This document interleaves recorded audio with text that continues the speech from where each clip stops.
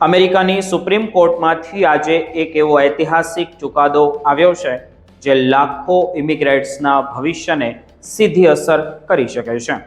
Trump પ્રશાસનને મોટી કાનૂની જીત મળી છે, કારણ કે સુપ્રીમ કોર્ટે 6-3ના બહુમતીના ચુકાદામાં હૈતી અને સિરિયાના હજારો નહીં પરંતુ લાખો ઇમિગ્રેન્ટ્સને આપવામાં આવેલા ટેમ્પરરી પ્રોટેક્ટેડ સ્ટેટસ એટલે કે TPS સમાપ્ત કરવાની મંજૂરી તેમણે આપી દીધી છે। આ નિર્ણય બાદ હૈતીના અંદાજે 3.5 લાખથી વધુ અને સિરિયાના 6,000થી વધુ લોકો માટે અમેરિકામાં રહેવું હવે મુશ્કેલ બની ગયું છે અને સાથે કેટલા ભારતીયો છે તે પણ જાણીશું। તેમના પર ડિપોર્ટેશનનો ખતરો પણ મંડળાઈ રહ્યો છે। સુપ્રીમ કોર્ટના માત્ર TPS સમાપ્ત કરવાની જ મંજૂરી આપી નથી, પરંતુ અગાઉ ફેડરલ કોર્ટે ટ્રમ્પ પ્રશાસનની આ નીતિ પર લગાવેલી રોકને પણ હટાવી દીધી છે। એટલે કે હવે સરકાર પાસે TPS રદ કરવાની કાર્યવાહી આગળ વધારવાનો સ્પષ્ટ રસ્તો ખુલ્લો થઈ ગયો છે।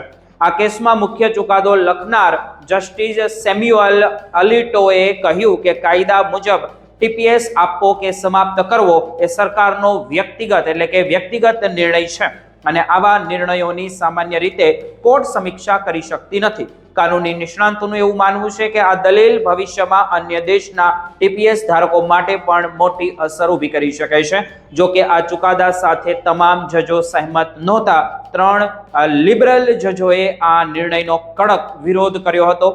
જસ્ટિસ એલેના કાગને પોતાના અસંમતિના અભિપ્રાયમાં કહ્યું કે હૈતીના ઇમિગ્રેન્ટ્સ અંગે લેવાયેલા નિર્ણય પાછળ વંશીય ભેદભાવની ગંભીર શંકાઓ ઊભી થઈ છે। તેમણે યાદ અપાવ્યું કે ચૂંટણી પ્રચાર દરમિયાન ડોનાલ્ડ ટ્રમ્પે હૈતીના ઇમિગ્રેન્ટ્સ વિશે અનેક વિવાદાસ્પદ નિવેદનો આપ્યા હતા અને એવા ખોટા દાવાઓ પણ કર્યા હતા કે તેઓ અમેરિકામાં કૂતરા અને બિલાડીઓ ખાઈ રહ્યા છે। કાગને કહ્યું હતું કે આવા નિવેદનોને સંપૂર્ણપણે અવગણીને સરકાર નિર્ણયને માત્ર વ્યક્તિગત એટલે કે નીતિગત નિર્ણય તરીકે જોવો યોગ્ય નથી। બીજી તરફ વ્હાઇટ હાઉસે આ ચુકાદાનું જોરદાર સ્વાગત કર્યું છે અને ટ્રમ્પ પ્રશાસનના સલાહકાર સ્ટીફન મિલરે સ્પષ્ટ શબ્દોમાં કહ્યું છે કે અમેરિકાના દરવાજા હવે શરણાર્થીઓ એટલે કે અસાલમ માટે સંપૂર્ણપણે બંધ છે।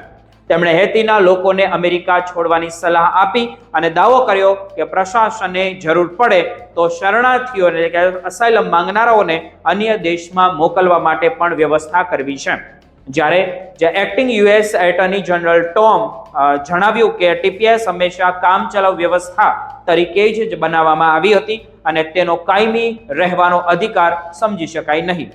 આ નિર્ણયની અસર માત્ર હૈતી અને સિરિયા સુધી મર્યાદિત નથી। હાલ અમેરિકામાં કુલ 17 દેશના અંદાજે 13 લાખ લોકો TPS હેઠળ રહે છે, તેમાં આપણા ભારતીયો પણ શામેલ છે। એટલે ભવિષ્યમાં જો સરકાર અન્ય દેશો માટે TPS સમાપ્ત કરવાનો નિર્ણય લે તો આ ચુકાદો મહત્વપૂર્ણ કાનૂની આધાર બની શકે છે। ઇમિગ્રેશન અધિકારી માટે આ કામ કરતી સંસ્થાઓએ ચેતવણી આપી છે કે આ નિર્ણયથી હજારો પરિવારો ભય અને અનિશ્ચિતતાના માહોલમાં જીવી રહ્યા છે કે તેમને શું કરવું ખબર નથી। તેમનું કહેવું છે કે હૈતીમાં આજે પણ ગંભીર હિંસા અને અસુરક્ષાની સ્થિતિ ઊભી થઈ છે અને લોકોને ત્યાં પરત મોકલવાનું માનવવાદી દ્રષ્ટિએ યોગ્ય નથી। આ સાથે જ સુપ્રીમ કોર્ટ ઇમિગ્રેશન સંબંધિત બીજા એક મહત્વપૂર્ણ કેસમાં પણ ટ્રમ્પ પ્રશાસનની જે મિટરિંગ પોલિસીને 6-3ના બહુમતીથી માન્યતા આપી છે।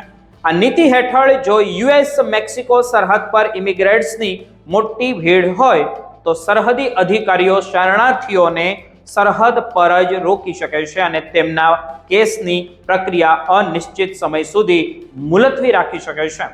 આમ એક જ દિવસે લેવાયેલા આ બંને ચુકાદાઓએ સ્પષ્ટ સંકેત આપી દીધો છે કે અમેરિકાની સુપ્રીમ કોર્ટ ઇમિગ્રેશનના મુદ્દે સરકારને વધુ સત્તા આપવાના પક્ષમાં દેખાઈ રહી છે।